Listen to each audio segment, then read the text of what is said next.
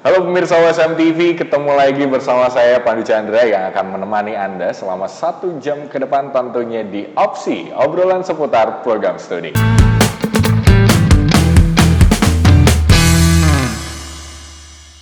Nah, kali ini spesial banget. Biasanya Pandu ada di perpustakaan, terus di yang lab yang ada alat-alat kimianya gitu kan. Nah, sekarang beda nih. Ini Pandu lagi di sidang gitu ya, menghadap ke majelis gitu.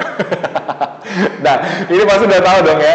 Ini khas banget dari prodi apa? Nah, ini adalah prodi salah satu lab yang ada di program studi S1 Ilmu Hukum Universitas Semarang. Dan luar biasa sekali kali ini Pandu ditemani dengan narasumber yang begitu ini luar biasa, janjinya udah 3 bulan yang lalu. Ini baru ketemu jadwalnya sekarang. Ini ada Kaprodi S1 Ilmu Hukum Universitas Semarang, Dr. Ani Triwati SHMH. Halo, selamat datang Ibu tentunya di kursi panas ini. Terima kasih, kursi panas ya ini ya. Oke, baik. Dan tentunya Bu Ani ini akan berbagi cerita dan juga menjawab isu-isu yang ada di masyarakat seputar hukum, tentunya hanya di obrolan seputar program studi. Yes, dan kali ini sebenarnya kita lagi di mana sih Bu? Tempat yang biasa dipakai mahasiswa buat apa sih? Oh, gini Mas Pandu, tadi sudah statementnya kok di depan majelis ya, mau disidang gitu. Jadi ini salah satu ruang sidang peradilan semu. Untuk mata kuliah litigasi. Jadi ada salah satu mata kuliah yang nanti mahasiswa mempraktekkan. Ya, sidang di pengadilan itu bagaimana untuk kasus pidana, kasus perdata, kemudian kasus di peradilan tata usaha negara dan permohonan di MK. Gitu. Jadi ini memang kategori baru dan alhamdulillah ya nyaman ruangannya. Iya, dari tadi nih, udah deg-degan baru masuk pintu, jegrek gitu. Waduh, udah siap nih. Apakah saya akan diputuskan hari ini? Oh gitu, pakai toga ya saya ya? Sebenarnya Pandu kepo sih, kira-kira rasanya kalau di depan sini tuh apa gitu. Oke, nah tapi anyway, ini banyak sekali kabarnya update dari Fakultas Hukum. Ada apa sih Bu? Boleh dong dikasih sedikit info nih buat mungkin masyarakat yang ada di rumah atau pemirsa di rumah ini yang sempat belum tahu nih update-nya Fakultas Hukum ada apa sih gitu. Oke. Jadi ini yang pertama dulu ya kaitannya dengan akreditasi kita. Jadi akreditasi kita ini baru saja diperpanjang. Akreditasi kita A nanti sampai di bulan Maret 2029. Akreditasi. Nah ini kita konversi, insya Allah mohon doanya dikonversi ke unggul, insya Allah ya, semoga. Jadi ini yang pertama. Kemudian yang kedua kaitannya dengan MBKM. Jadi program pemerintah mengenai MBKM kita sudah lumayan nih mahasiswa yang mengikuti MBKM. MBKM yang kita ikuti tidak hanya dari pemerintah, tapi Universitas Semarang sendiri mengadakan MBKM secara mandiri. Artinya begini, bisa pertukaran mahasiswa antar program studi, itu bisa dilakukan. Ya, ini yang terbaru. Jadi kemudian untuk visi kita. Nah, visi kita ini berkaitan dengan kompetensi supaya kita unggul menjadi corporate law. Nah, bagaimana unggul menjadi corporate law ini nanti melalui pendidikan, pengabdian dan penelitian Tridharma perguruan tinggi. Wah banyak sekali ya yang update ini mungkin buat pemirsa yang ada di rumah. Fakultas Hukum tadi udah dijelaskan akan dikonversi dari akreditasi A yang sebelumnya ya. Berarti menjadi unggul karena sekarang setahu Pandu kayaknya unggul sangat baik sekali. Terus ya gitu ya pokoknya dan seterusnya pokoknya. Nah obrolan kita hari ini nggak cuma menyoal tentang Fakultas Hukum aja atau dalam hal ini Prodi S1 Ilmu Hukum Universitas Semarang karena pasalnya banyak sekali kejadian atau fenomena yang ada di masyarakat yang nanti kita akan tanyakan juga kepada Bu Ani tentunya ya. Kayaknya jangan tegang Bu, kita santai aja di siang hari ini gitu. Baik, dan tentunya di kesempatan kali ini juga nanti kita akan ngobrol seputar isu-isu yang ada di masyarakat seperti apa. So jangan kemana-mana, tetap bersama kami tentunya masih di Opsi, obrolan seputar program studi.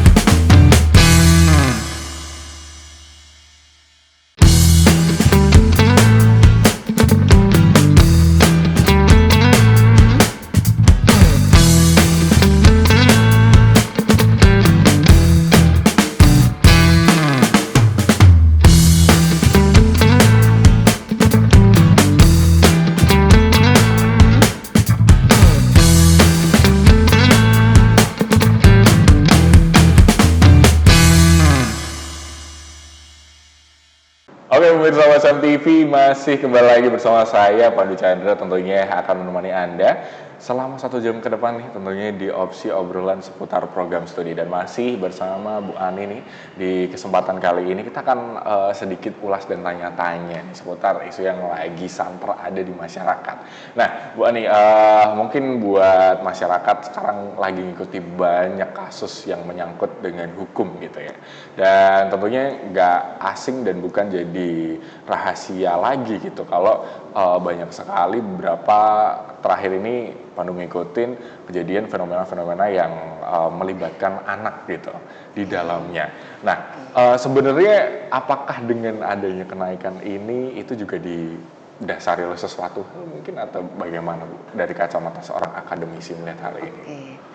Jadi gini Mas Pandu, kalau kita lihat akhir-akhir ini kan ada anak yang menjadi pelaku ya, pelaku kejahatan atau pelaku tindak pidana. Ada juga yang jadi korban, jadi korban tindak pidana. Kemudian satu lagi ada yang menjadi saksi dari satu tindak pidana. Jadi kalau kita mengatakan anak yang berhadapan dengan hukum, sering ya kita dengar ya, anak yang berhadapan dengan hukum itu sebetulnya meliputi 3. Anak yang berkonflik dengan hukum itu anak yang diduga melakukan tindak pidana. Kenapa diduga? Karena kita menggunakan asas praduga tak bersalah. Ya. Kemudian anak sebagai korban tindak pidana. Jadi anak ini menjadi korban tindak pidana. Ya. Kemudian yang terakhir anak saksi. Jadi dia menyaksikan terjadinya suatu tindak pidana. Nah, perlu saya tekankan di sini yang disebut anak itu belum berusia sampai 18 tahun. Tapi ya, untuk anak yang berkonflik dengan hukum atau anak yang diduga melakukan tindak pidana itu kalau umurnya sudah mencapai 12 tahun tetapi belum mencapai 18 tahun. Jadi antara 12 sampai 18 tahun. Nah, kemudian kalau anak korban dan anak saksi itu umurnya belum mencapai 18 tahun. Itu. Jadi kita jangan rancu dengan mungkin banyak media ya mengatakan anak yang berhadapan dengan hukum itu sama seperti anak yang melakukan tindak pidana, padahal tidak. Jadi anak yang berhadapan dengan hukum itu ada 3 tadi yang sudah saya sebutkan. Nah, kalau anak yang sebagai pelaku tindak pidana itu dalam Undang-Undang Sistem Peradilan Pidana Anak disebut anak yang berkonflik dengan hukum. Gitu. Baik. Berarti bisa ditarik kesimpulan banyak juga ya media-media yang kadang salah memberitakan ini ya. Baik. Nah, beberapa waktu lalu sempat viral dan ongoing gitu Bu, kasus yang terjadi di Kalimantan kayaknya. Kalimantan terkait dengan salah seorang pemuda yang membunuh satu keluarga, bapak, ibu, dan 3 anaknya. Dan menurut data yang Pandu miliki itu usianya itu 24 hari lagi 18 tahun. Nah gitu. Tapi akhirnya kan banyak sekali komentar netizen baik itu di platform media sosial, terus di pemberitaan gitu, banyak menyebut kurang setuju dengan hukuman yang diberikan gitu. Seperti apa seorang akademisi melihat hal ini? Oke, kalau tidak salah yang inisial J ya. Oke. Inisial J. Jadi dari media yang sependek pengetahuan saya yang saya baca ya. Jadi si J ini kalau tidak salah tidak disetujui hubungan percintaannya kalau tidak salah ya. Itu dasarnya. Nah, kemudian melakukan pembunuhan terhadap satu keluarga, termasuk pacar dari si J ini. Jadi pacarnya dibunuh, adiknya si pacar, kemudian orang tua kalau tidak salah seperti itu. Nah, tadi dikatakan pada saat melakukan pembunuhan kurang berapa hari? Masih berusia 17 tahun, kurang 24 atau berapa gitu, saya lupa pastinya. Jadi tadi sudah saya katakan kalau anak yang diduga melakukan tindak pidana, itu anak yang berkonflik dengan hukum itu sudah mencapai 12 tahun dan belum sampai 18 tahun, berarti masih kategori anak. Ya kan? Nah, untuk kategori anak ini kalau dilihat misalnya pembunuhan satu keluarga ini, ya, kalau kita mengacu di 340 misalnya 340 KUHP ancaman pidananya ya, kalau anak tidak boleh dijatuhi pidana mati atau seumur hidup tidak boleh. Jadi anak itu maksimal itu bisa dijatuhi hukuman kalau ancaman pidananya mati atau seumur hidup boleh dijatuhi hukumannya paling lama 10 tahun. Kenapa? Karena anak masih panjang masa depannya. Pun anak cara berpikirnya belum mendalam, sehingga kita di Undang-Undang Sistem Peradilan Pidana Anak itu kita harus melihat aspek anak, masa depan anak, tumbuh kembang anak, ya. Jadi kita melihat anak ini masih bisa diperbaiki, begitu. Jadi untuk pidana mati, misalnya kalau pembunuhan berencana pun dilakukan sampai segitunya ya kalau tidak salah. Ada pemerkosaan juga enggak kalau nggak salah. Nah, itu tidak bisa dijatuhi pidana mati karena pada saat terjadinya dia masih umurnya anak. Ya maksimal 10 tahun. Ya, 10 tahun. Anak tidak bisa dijatuhi pidana mati atau seumur hidup. Berarti proses peradilan itu akan diputuskan hukumannya ketika usia anak itu melakukan, berarti. Kasusnya kayak yang ini kan mendekati tipis-tipis nih gitu. Jadi ini ada tempus delicti, ada locus delicti. Tempus delicti itu terjadinya tindak pidana. Nah, pada saat terjadinya tindak pidana itu si anak umur berapa? Pada saat dia terjadinya tindak pidana dia berumur belum ada 18 tahun, berarti masuk di sistem peradilan pidana anak. Nah, ada aturan juga kalau misalnya dia melakukan tindak pidana tadi kurang 6 bulan atau berapa ya? Ya. Itu pada saat proses peradilan dilakukan umurnya lebih dari 18 tahun, tapi kurang dari 21 tahun itu masih masuk dalam sistem peradilan pidana anak. Ya. Kenapa dikatakan sistem peradilan pidana anak? Kan dengan keistimewaannya khusus untuk anak. Dari penyidiknya penyidik anak, institusi kepolisian, kemudian JPU-nya anak, hakimnya pun hakim anak. Istimewa sekali karena untuk masa depan si anak juga tidak ada rasa takut, rasa khawatir, rasa minder. Pun untuk aparat yang memeriksa anak tidak menggunakan atribut, Jadi dilakukan dengan suasana kekeluargaan. Gitu Mas Pandu. Tidak merasa tertekan gitu ya. Jadi bisa menceritakan tanpa rasa tertekan. Jadi aparat yang menangani dari penyidik sampai hakim itu tidak menggunakan atribut. Baru tahu ya Mas Pandu? Ini baru tahu.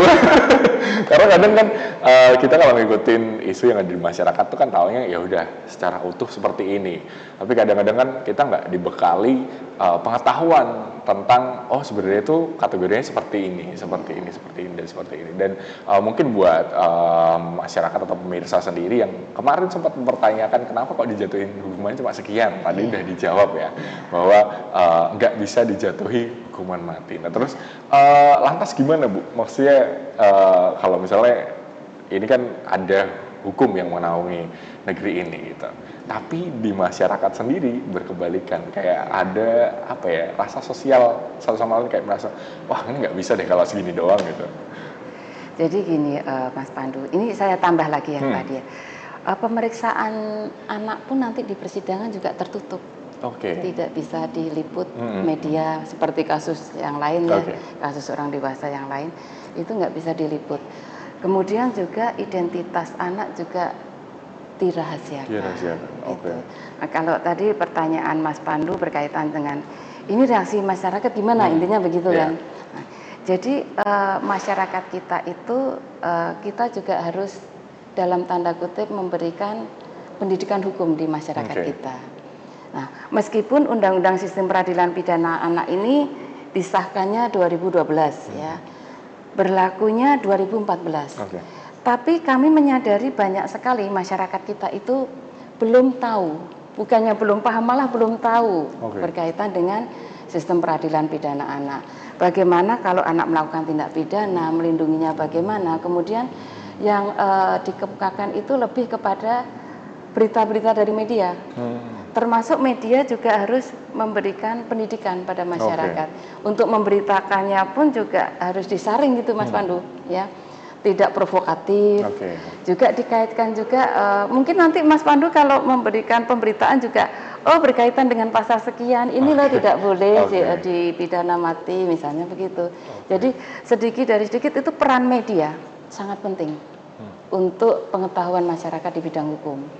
Meskipun kami dari perguruan tinggi itu ada penelitian, ada pengabdian. Nah, pada waktu pengabdian itu penyuluhan dengan masyarakat. Nah, penyuluhan itu saya beberapa kali saya membahas masalah sistem peradilan pidana anak ini. Baik. Termasuk bantuan hukumnya, prosesnya bagaimana. Nah, itu insya Allah kami tetap rutin. Karena masyarakat kita juga masih kurang paham, termasuk ke SMA Mas Pandu. Antusias anak-anak SMA itu saya jelaskan kaitannya dengan anak yang berhadapan dengan hukum, wah lumayan. Karena umur mereka itu kan 17, 16, kelas 3, 17 ya. Kadang, Bu, berarti kita masih anak. Iya, berarti kalau melakukan tindak pidana nanti bisa lumayan ringan. Lah jangan dilakukan tapi meskipun ringan jangan dilakukan kan begitu. Berarti masih ada anggapan-anggapan syaratan gitu. Tapi menarik kalau tadi Bu Ani sampaikan bahwa ada perbedaan antara cara mengadili orang dewasa dan juga anak. Selain keistimewaan tadi yang diberikan, kayak misalnya nggak pakai atribut, terus suasana yang lebih tertutup dan lain sebagainya. Ada nggak Bu? Maksudnya ciri khas lain nih yang perlu dinut masyarakat kira-kira kalau menghadapi atau ada menemukan kasus anak berhadapan dengan hukum? Kalau tadi kalau menemukan anak yang berhadapan dengan hukum ada 3 tadi ya, Mas Pandu ya. Kalau kaitannya dengan anak korban, ya itu sudah ada tersendiri. Pemerintah kita itu sudah ada planning tersendiri, sudah ada aturan-aturan tersendiri bagaimana menangani. Termasuk mungkin Mas Pandu dulu tahu kasus yang ibu yang menggorok anaknya itu. Nah, itu juga sudah ditangani dengan baik. Ya. Jadi untuk anak korban, anak saksi pun dilindungi. Termasuk misalnya kalau si anak korban ini dia khawatir tidak mau bertemu dengan pelaku, itu nanti bisa dikeluarkan dulu gitu, pemeriksaannya. Jadi tidak dipertemukan. Gitu. Jadi kemudian untuk si anak ini tadi ada kekhususan lagi. Jadi misalnya ancaman pidana itu maksimal 5 tahun, tapi untuk anak tidak boleh dijatuhkan maksimal, harus setengahnya. Tadi yang pidana mati tidak boleh, seumur hidup tidak boleh, paling lama bolehnya 10 tahun. Nah, kalau ancaman pidana penjara itu boleh dijatuhkannya oleh hakim maksimal setengah dari ancaman pidana di pasal yang berkaitan. Gitu. Berarti kalau 10 tahun jadinya 5 tahun. Ya, jadi kalau misalnya lagi-lagi masyarakat kita memang kita harus pendekatan. Tapi saya yakin tidak semua masyarakat kita tidak paham. Ya, banyak masyarakat kita yang paham gimana anak itu masa depannya masih panjang. Dan anak yang melakukan tindak pidana ini ya, Mas Pandu belum tentu dia itu paham kalau dia melakukan tindak pidana. Ada beberapa yang diajak oleh orang dewasa gitu. Jadi dia nggak tahu, dia diminta bawakan motor ini misalnya, kalau yang umur 17 misalnya, bawa motor kan sudah kuat ya. ternyata motor itu motor curian Mas Pandu. Nah dia nggak tahu, hanya disuruh sama orang dewasa gitu. Nah itu yang anak kadang juga nggak tahu gitu. Nah kemudian penyelesaiannya, ada penyelesaian yang istimewa lagi. Jadi dalam sistem peradilan pidana anak kita itu ada yang namanya keadilan restoratif, ada yang namanya diversi. Jadi keadilan restoratif itu kalau ada kasus anak itu penyelesaiannya mempertemukan antara korban, pelaku, keluarga korban, keluarga pelaku, ya, kemudian masyarakat terkait dan aparat untuk apa? Untuk menyelesaikan. Ya, menyelesaikannya caranya bagaimana? Apakah dengan minta maaf, kesepakatan, ganti kerugian, melihat kondisi anak juga. Gitu. Baik. Jadi diselesaikannya secara musyawarah. Ya. Adil bagi anak pelaku tadi, adil juga bagi anak korban. Ya. Kemudian yang satunya lagi diversi. Diversi itu begini, Mas Pandu, menyelesaikan perkara anak, ya, perkara pidana anak itu di luar proses peradilan. Jadi tidak di dalam proses peradilan, di luar proses peradilan. Tapi yang diversi ini ada syaratnya. Diversi itu menyelesaikan di luar proses peradilan itu kalau ancaman pidananya di bawah 7 tahun. Misalnya pencurian 362 itu ancaman paling lamanya 5 tahun, itu bisa didiversi. Ya, diselesaikan di luar peradilan. Nah, tapi kalau diselesaikan di luar peradilan, si korban tidak mau, ya nggak bisa, Mas Pandu. Tetap gitu. harus ada persetujuan dari keluarga. Gitu. Baik, nice. Mumet nggak? Enggak, ini masih belum umum, Ibu. Baik bersama SMTV, dan tadi udah kita ulik sedikit ya. Ternyata kasus pada anak yang berhadapan dengan hukum ini banyak sekali ketentuan-ketentuan yang diatur di dalamnya, termasuk tadi keistimewaan yang ada di dalamnya juga. Nah, nanti Pandu akan ulik lebih dalam. Ini masih barengan Bu Ani tentang soal peradilan anak ya Bu ya. Baik, dan bagi pemirsa SMTV jangan kemana-mana, tetap bersama kami tentunya di Opsi, obrolan seputar program studi.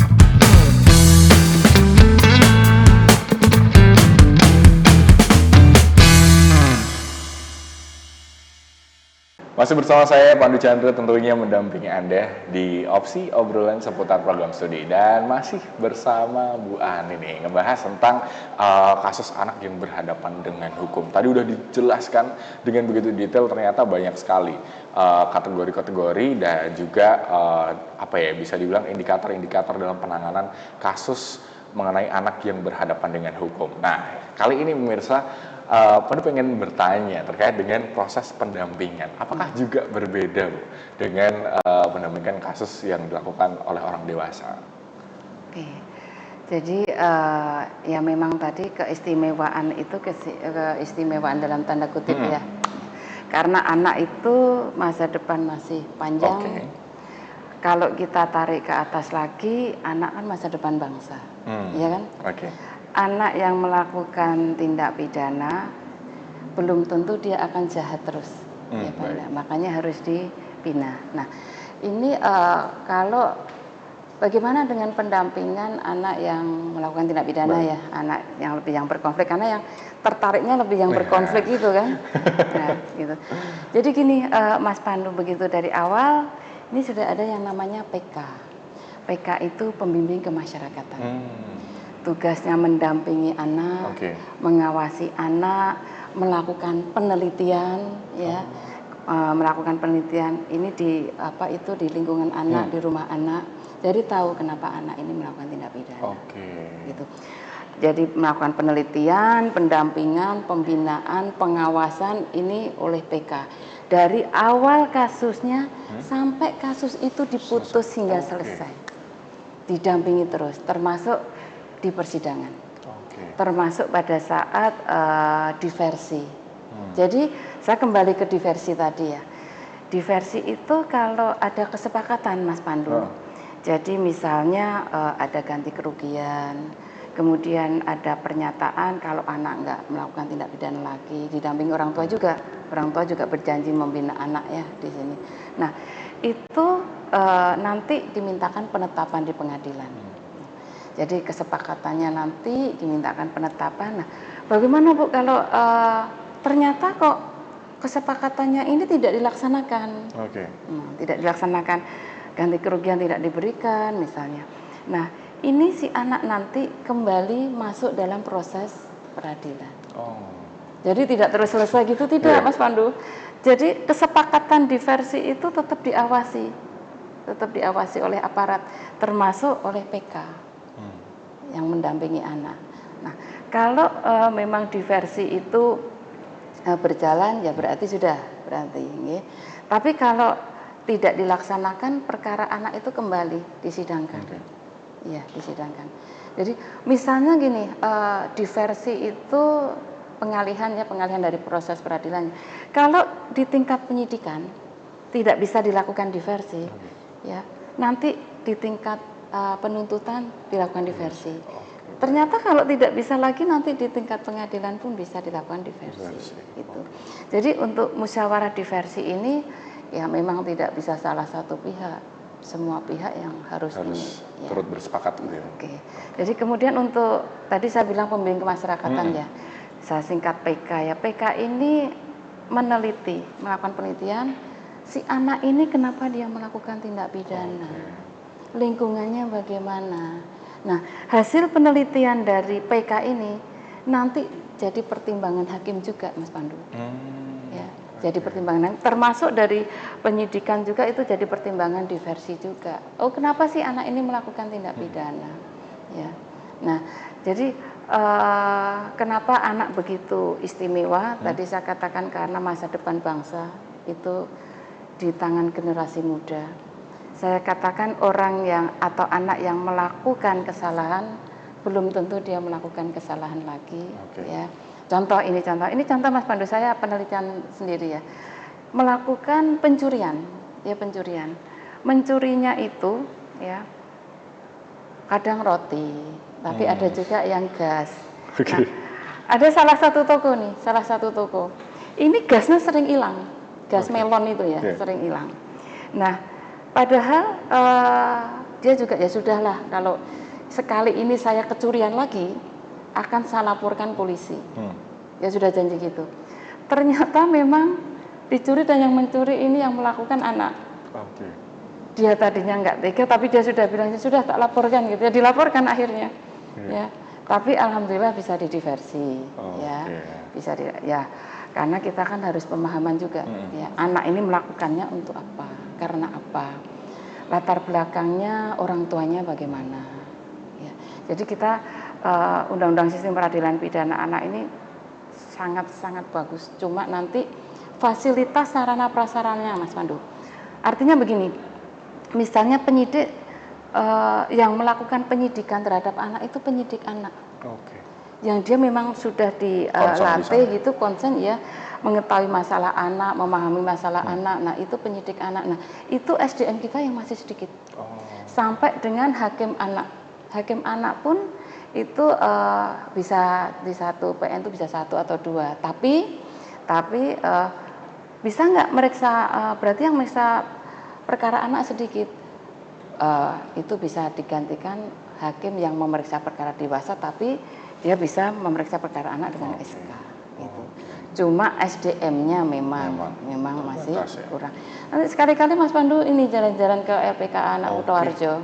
Itu di situ banyak anak-anak yang dijatuhi pidana, pidana perampasan kemerdekaan ya. Oh.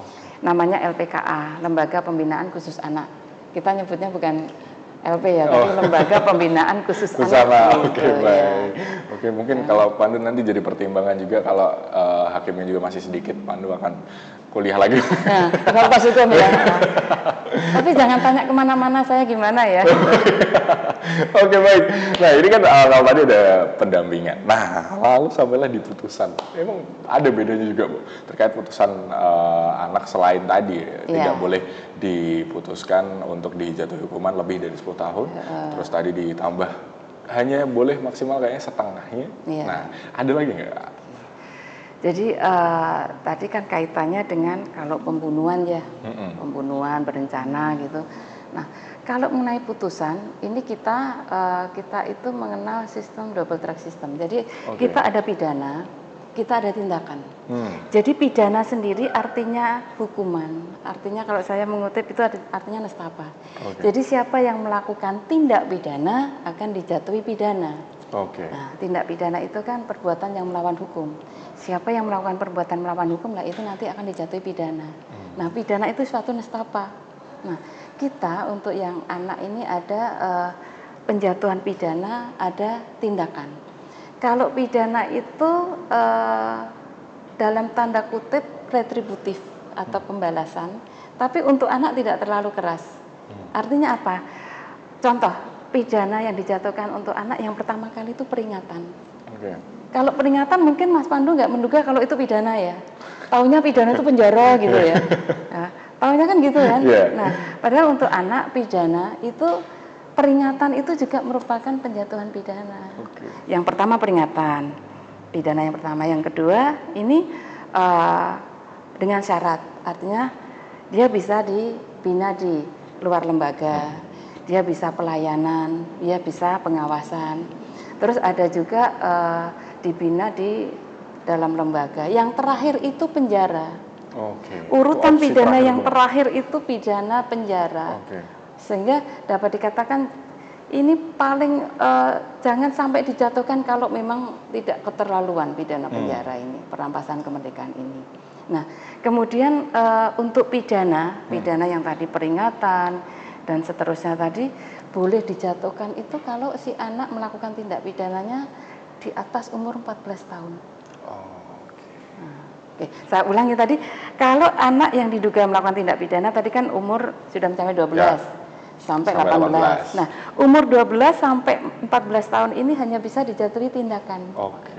Berarti tindakan itu bisa dikembalikan ke orang tua, ya, bisa nanti dikembalikan pada seseorang yang dipercaya.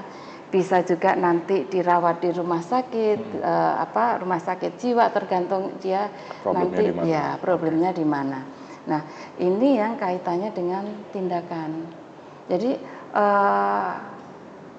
pemerintah kita itu membuat undang-undang ya, itu dari komparasi beberapa negara, dari dokumen-dokumen internasional. Kita sudah meratifikasi konvensi hak anak. Kalau kita meratifikasi konvensi hak anak berarti kita harus berpedoman juga di situ. Ya. Jadi banyak sekali kenapa kita harus melindungi anak yang tadi, aset bangsa. Aset bangsa. Gitu, Mas Pandu. Banyak sekali ini mungkin buat pemirsa yang ada di rumah, banyak sekali ini dalam waktu singkat-singkatnya gitu kan, kita dapat banyak ilmu daging baru nih. Ini pastinya semoga juga berguna ya buat pemirsa yang ada di rumah, tentunya memberikan wawasan baru nih. Ternyata penanganan hukum terhadap anak yang berhadapan dengan hukum tuh seperti ini loh caranya, langsung dijelaskan sama Kaprodi S1 Ilmu Hukumnya USM gitu ya. Dan tentunya di episode kali ini nanti masih ada satu segmen lagi, kita akan tanya-tanya seputar fakultas atau prodinya juga S1 Ilmu Hukum seperti apa sih yang lebih mendalam, mendasar. Nah, ini kita cari tahu, ulik-ulik bareng, barangkali buat pemirsa yang di rumah udah ada kemauan, oke aku mau jadi hakim anak. Tadi masih ada lowongan ya Bu kayaknya. Banyak. Nanti bisa coba ulik-ulik di segmen yang selanjutnya. So jangan di mana-mana, tetap bersama kami tentunya di Opsi.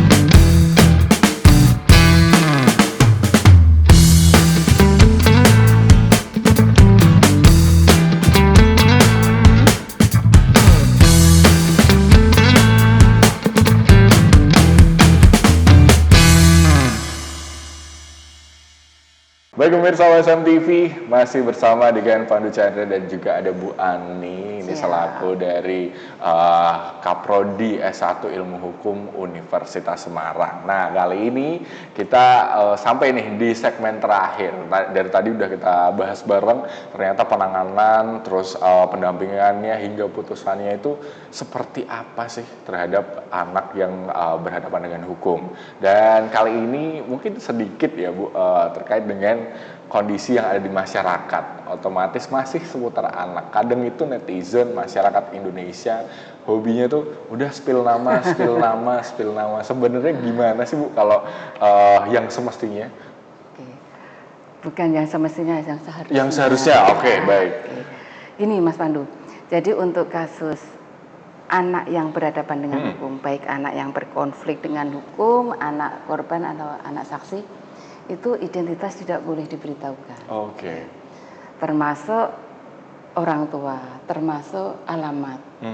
Hal lain yang menunjukkan, oh ini identitas anak. Itu tidak boleh. Kalau kita namanya ada harus tidak boleh diketahui identitasnya, berarti kalau sampai itu nanti beredar, berarti kan ada resikonya, ada hukumannya. Nah, kalau membuka kasus anak, identitas anak ya, ini nanti kalau tidak salah hukumannya sedikit kok. Berapa ya? Paling lama 5 tahun. Kemudian dan ada kata dan. Oh, ada dannya juga. Baik. Bukan atau ya, tapi dan paling banyak 500 juta. Wah, itu dapat mobil baru satu. Jadi tidak selain dapat pidana penjaranya, itu juga ada kata dan berarti ada dendanya. Itu paling banyak sih, Mas Pandu. Ya, jadi kita juga harus hati-hati ya. Kalau kita merahasiakan identitas anak, tapi rahasia orang tuanya dibuka namanya ya sama saja itu berarti. Itu masih jadi satu kesatuan ya Bu. Baik. Nah ini buat pemirsa yang ada di rumah, kita udah tahu nih ternyata ketentuannya seharusnya seperti apa. Jadi jangan sampai kita menjadi salah satu bagian yang nggak tahu nih seputar hal ini. Kita udah dikasih tahu, udah belajar juga, otomatis kita menjadi netizen atau warga masyarakat yang berpendidikan juga ya. Nah ini kalau tadi udah ngebahas tentang obrolan kita seputar isu-isu terkini nih Bu.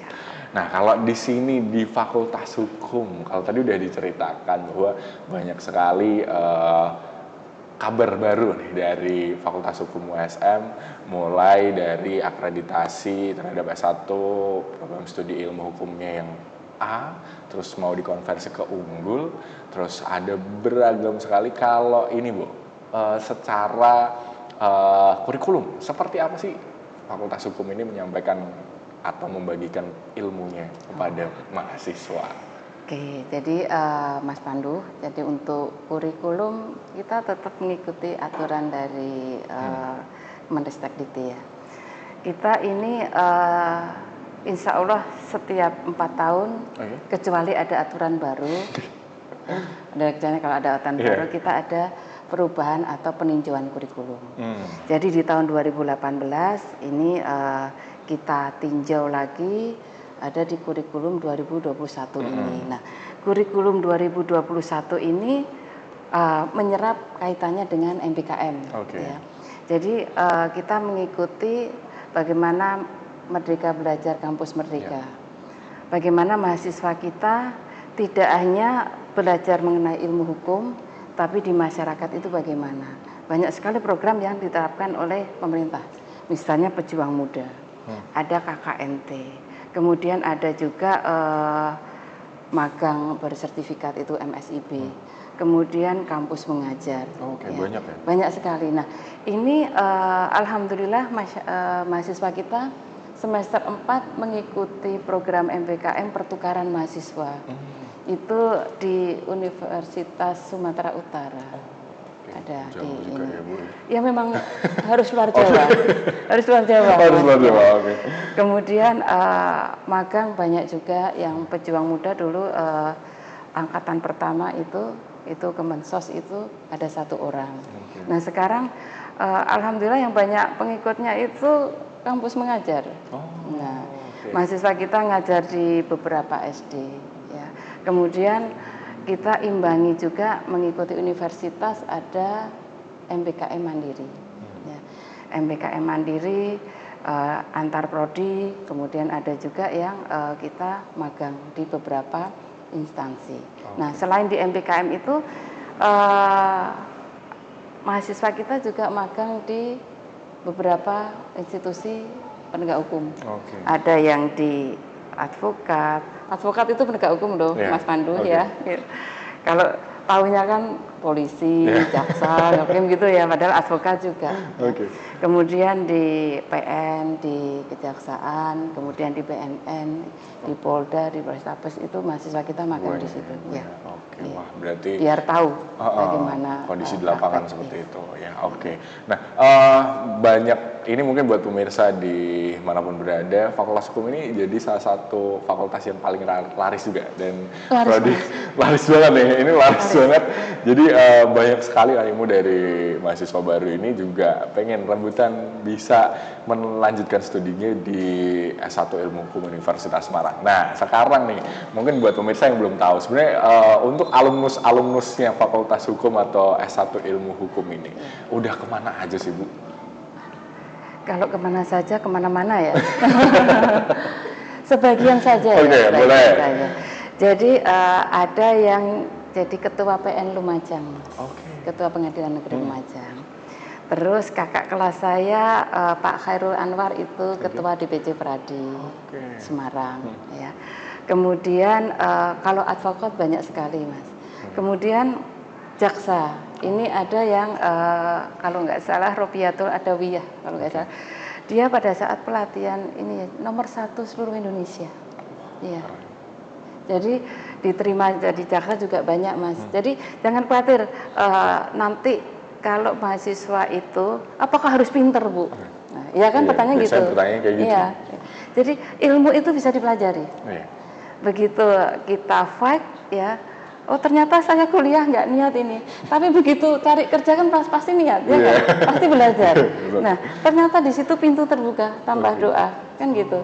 Yang jadi jaksa ditempatkan di Bali, ya ada. Jadi advokat, jaksa, polisi ada, hakim ada, gitu. Kemudian kalau di perusahaan juga ada, punya perusahaan, legislatif juga ada. Jadi profil kita itu ya udah saya sendiri, saya lulusan USM ini, Mas Pandu.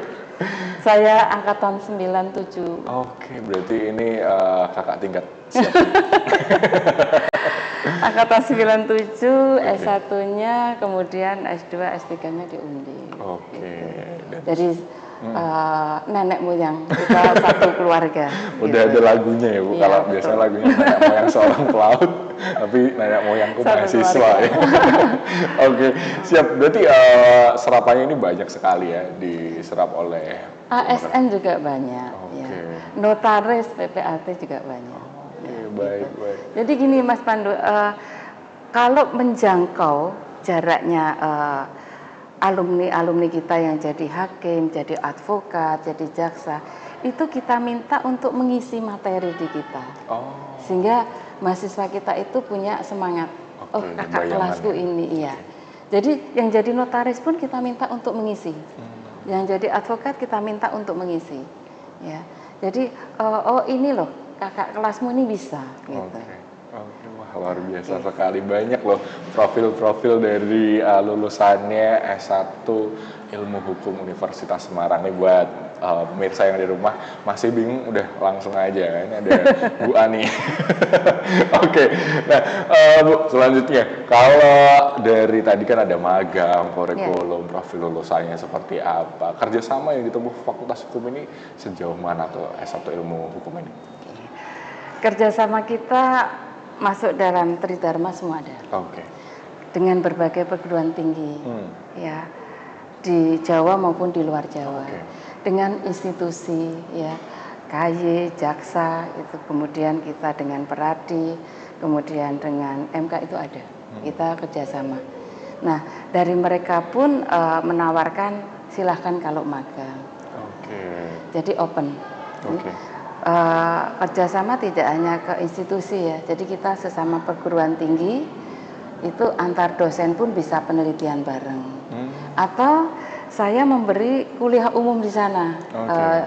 Saya memberikan kuliah umum di salah satu perguruan tinggi di Solo, ya.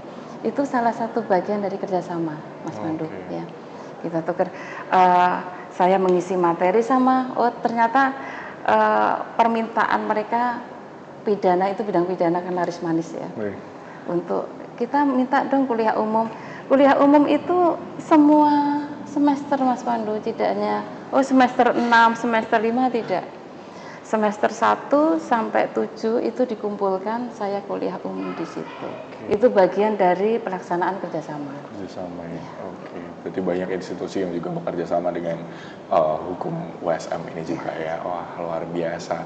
Nih udah banyak banget nih tawaran-tawaran menarik dari S1 Ilmu Hukum Universitas Semarang, dan tentunya banyak sekali yang bisa ditemukan juga ya Bu di sini. Dan mungkin ada nggak Bu bekal-bekal yang diberikan biasanya kalau buat mahasiswa itu seperti apa sih kalau dalam konteks belajar mengajar di Fakultas Hukum? Oke. Jadi kalau ini kalau saya ya, jadi mahasiswa itu santai aja ngikuti. Ngikuti.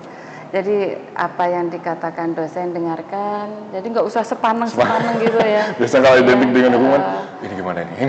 Iya betul. Jadi kita ngamati, kadang saya minta mahasiswa itu diamati tuh coba. Contoh-contoh misalnya begini, Mas Panji. Kita tidak melulu teori, kita tegang gitu tidak. Misalnya ada contoh tidak boleh makan di kelas gitu ya. Tidak boleh makan di kelas tapi gambarnya contohnya itu burger. Nah saya katakan ke mahasiswa, berarti kalau kita menganutnya itu civil law, kita kepastian hukum, berarti yang tidak boleh makan di kelas itu hanya burger. Nasi rames pakai telur boleh, saya bilang gitu. Nah itu contoh-contoh yang mudah ya bagi mahasiswa. Termasuk kalau ini mata kuliah peradilan semu tuh banyak sekali minatnya. Baik. Apalagi kalau pakai toga gitu kan. Ada yang jadi hakim, ada yang jadi jaksa, ya. Ada yang jadi advokat, kemudian ada kasus perdata, misalnya ada yang jadi penggugat, ada yang jadi tergugat. Nah, itu. Ada yang jadi ahli, ya, mempraktekkan. Saya profesor dokter, ya. Ini wah sekali tuh kalau praktek-praktek sedang di MK gitu. Berarti ini pembelajarannya asik banget ya Bu ya, bisa diikuti nih. Jadi udah banyak banget nih keunggulan-keunggulan dari Fakultas Hukum, terutama S1 Ilmu Hukum USM. Jadi buat pemirsa udah nggak usah bikin panjang sih kayaknya, langsung set deh ya. Nah terakhir Bu, ada nggak closing statement dari tadi kita ngebahas tentang kasus seputar penanganan kasus anak yang berhadapan dengan hukum, lalu penawaran bukan penawaran sih, keunggulan yang kita temukan di Fakultas Hukum, mungkin buat pemirsa yang ada di rumah Mbak. Terima kasih Mas Pandu. Jadi untuk anak yang berhadapan dengan hukum ya, bagi masyarakat, ayolah kita untuk anak yang berhadapan dengan hukum jangan kita jauhi. Harus kita rangkul ya. Entah itu anak yang berkonflik, entah itu anak korban, entah anak saksi ya. Jangan kita buat stigma yang negatif ya. Kasihan karena mereka aset bangsa. Kemudian untuk Fakultas Hukum ya, ini silakan ini generasi cerdas ya. Generasi cerdas silakan untuk kita terbuka menerima ya. Tapi untuk selama ini kita banyak menolak Mas Pandu karena tempatnya kurang Mas Pandu. Iya. Jadi alhamdulillah mahasiswa yang masuk di sini ya, USM itu kan terbanyak ya. Termasuk Fakultas Hukum itu sampai ruangannya sudah nggak cukup Mas Pandu. Ya. Atlet-atlet pun yang berprestasi kita terima. Kemudian dari bidik misi, kemudian dari bina lingkungan kita terima Mas Pandu. Gitu. Jadi untuk Fakultas Hukum saya kira nggak terlalu ini ya, terlalu sulit untuk masuk, tapi karena waktunya terbatas, tempatnya terbatas, nah itu langsung tadi. Cepat-cepatan pokoknya. Pakai ada tesnya loh ya. Ada standarnya loh. Banyak sekali yang udah ditawarkan, dan tentunya tadi udah disampaikan Fakultas Hukum USM ini laris manis banget. Ini kalau misalnya minjem sedikit kata-kata laris manis Tanjung Kimpul. Nah gitu. Langsung aja daftar sekarang juga, mungkin buat pemirsa yang masih bingung di pmb.usm.ac.id. Dan tentunya berakhir juga perjumpaan kita di episode kali ini. Terima kasih Bu Ani untuk waktunya dan ilmunya yang semoga bagi pemirsa juga dapat menangkap intisari dari obrolan kita di episode kali ini. Dan saksikan terus tentunya obrolan seputar program studi hanya di USN TV, termasuk juga jangan lupa banyak program-program menarik yang disuguhkan bagi Anda. Dan akhir kata, saya Pandu Chandra pamit, sampai jumpa di opsi selanjutnya.